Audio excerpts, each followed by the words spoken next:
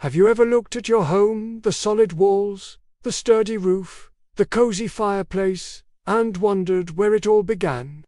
What was that first spark of genius that transformed a simple pile of sticks into a place of warmth, safety, and community? Today, we're traveling back in time, deep into the Stone Age, to uncover one of humanity's greatest innovations, the birth of the home. This isn't just a story about survival. It's the story of how our ancestors started building with purpose, turning basic shelter into the very first expression of human thought and ingenuity. Shelter was no longer just protection. It became a reflection of the mind. For the earliest humans, a safe place was often a found place. A cave, a rock overhang, a dense thicket of trees, anything that offered a brief respite from a stalking predator or a sudden downpour. These were temporary, opportunistic shelters.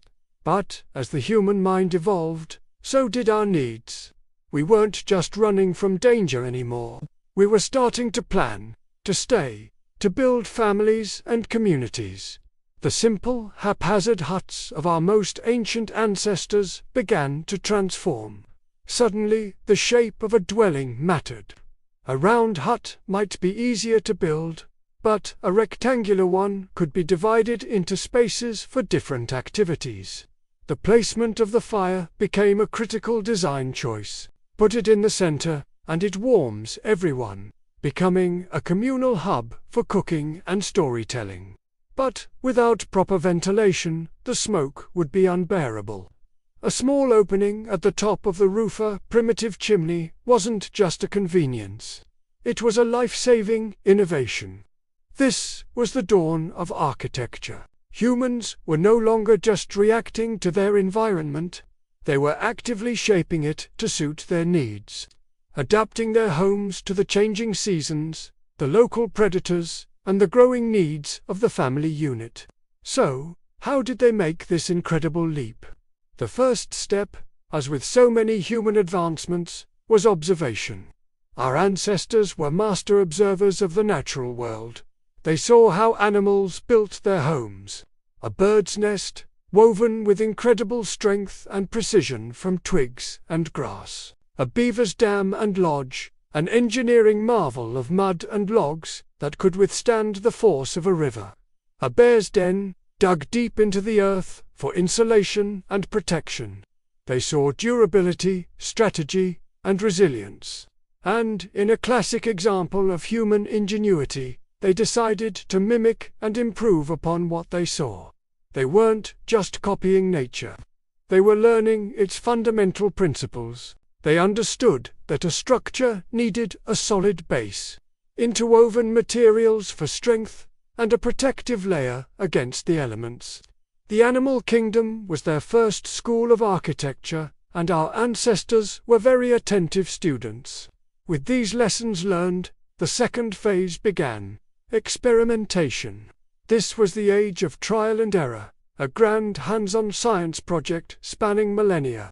They gathered the raw materials of their world: mud, stones, wood, and even the massive bones of mammoths. They started asking questions and testing hypotheses. What happens if we mix mud with dried grass? They discovered daub, a fantastic natural plaster that could seal gaps and insulate walls.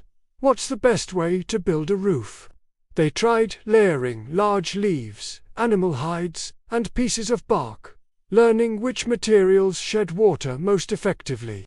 They experimented with different types of wood for support beams, figuring out which were strongest and most resistant to rot. Imagine a group of early humans trying to lift a heavy stone lintel into place above a doorway for the first time. They would have had to work together, inventing simple levers and rollers, communicating a shared plan. Every successful structure was a victory, but just as important were the failures. This brings us to the crucial third step: realization through failure. Building a home in the Stone Age was not for the faint of heart. The forces of nature were a brutal and unforgiving teacher. The first attempts at building permanent structures were likely disastrous. A poorly constructed hut would be no match for a howling gale, its walls collapsing under the strain. A shelter built too close to a riverbed would be swept away in a flash flood, taking with it a family's precious tools and security. But here's the genius of our ancestors. Every failure was a lesson. Every collapsed roof taught them about load-bearing and structural integrity. Every flooded floor taught them about choosing the right location and building on higher ground. These weren't just mistakes, they were data points. Knowledge was forged in the crucible of these harsh experiences. They learned that a foundation of packed earth and stone was essential. They learned that angling a roof steeply would help it shed snow and rain. This wasn't just trial and error anymore. It was the scientific method in its most primal form. The cycle of trying, failing, learning, and trying again transformed haphazard building into a deliberate craft. This hard-won knowledge wasn't written down in books. It was passed from one generation to the next, through stories, demonstrations, and shared work, becoming the collective wisdom of the tribe. And this leads us to the triumphant result, mastery. After countless generations of observing, experimenting, and learning from failure, our ancestors finally achieved a level of mastery over their craft. Their structures were no longer temporary, flimsy shelters. They were becoming permanent homes. In places like Scarabray in Scotland, we see entire villages of stone houses, complete with stone beds, dressers, and even indoor plumbing systems, all built thousands of years ago. In Ukraine, archaeologists have found incredible huts constructed from the bones and tusks of over 100 mammoths, a testament to incredible planning and communal effort. These homes were built to last. They could endure the brutal winters, the scorching summers, and the relentless passage of time. They provided a stable, secure base where families could grow and tribes could flourish. The home became the center of human life.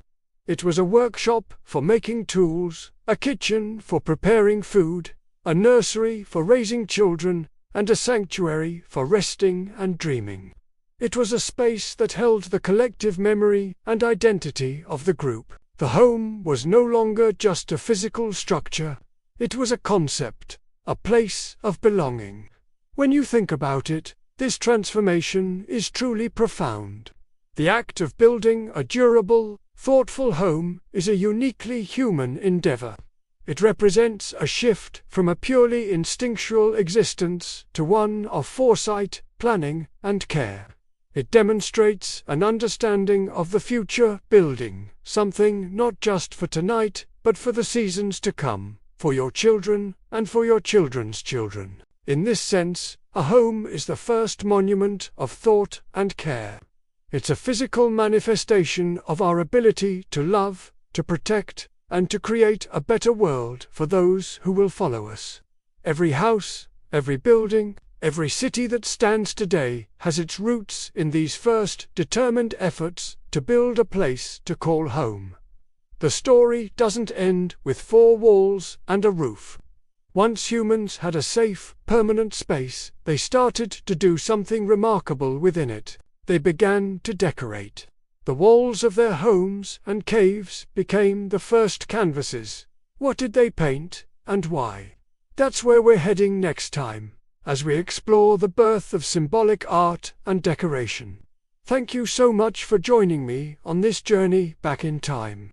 If you found this story of our ancient architects as fascinating as I do, please hit that like button and subscribe to the channel so you don't miss our next adventure into the human story. We'd love to have you as part of our community. Until next time, stay curious.